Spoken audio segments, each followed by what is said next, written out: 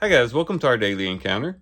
As we continue in the book of Ezekiel and we read about this temple that Ezekiel saw, one of the things that stands out in connection to this temple is just how holy this temple truly was.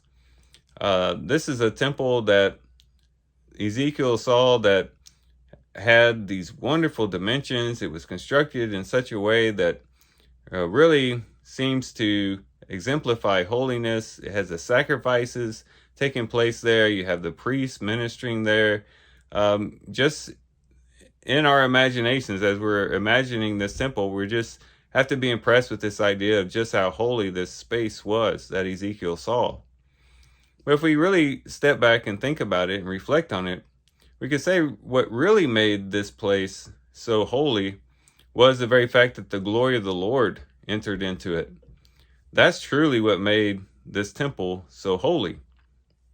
And as we think about this temple as a picture of New Testament realities in connection to the church and to Christ's ministry to the church, we can see that this is a picture of the holiness of the church and the holiness of believers.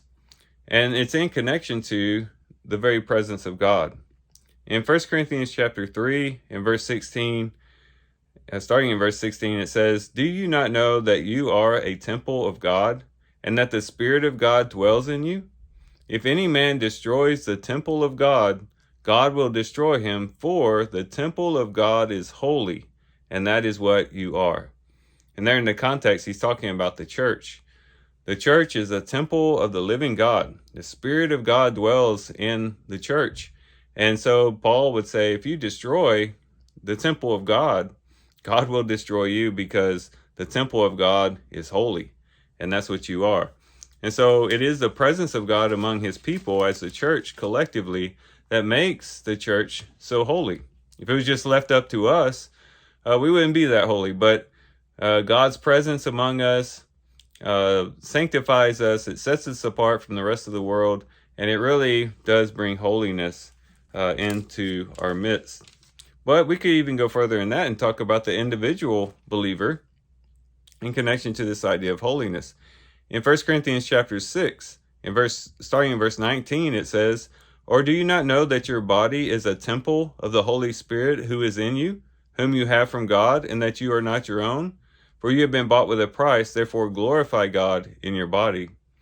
Here, the Apostle Paul says, yes, the church collectively is the temple of God, and it's holy because the Spirit dwells in the church. But also as individuals, our bodies are holy because of the very presence of the Spirit within, that our bodies are a temple, and that temple is holy, and so we should be very careful the way that we use our bodies.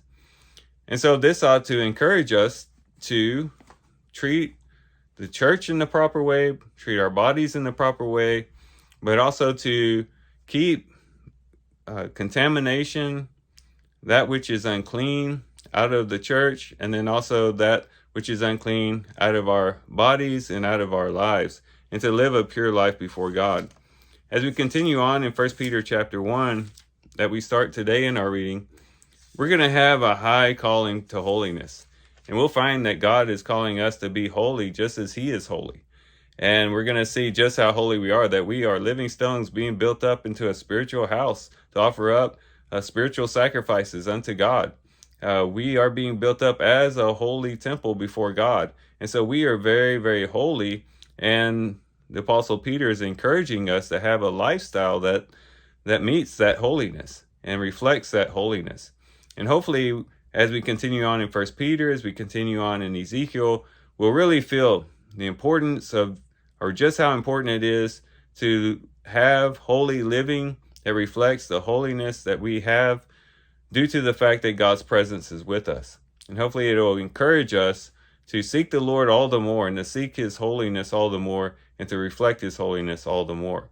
So these are some things we can reflect on and think about as we do our reading today. With that, guys, I do thank you for watching the video today. Hope you guys have a great day. Love you guys. God bless.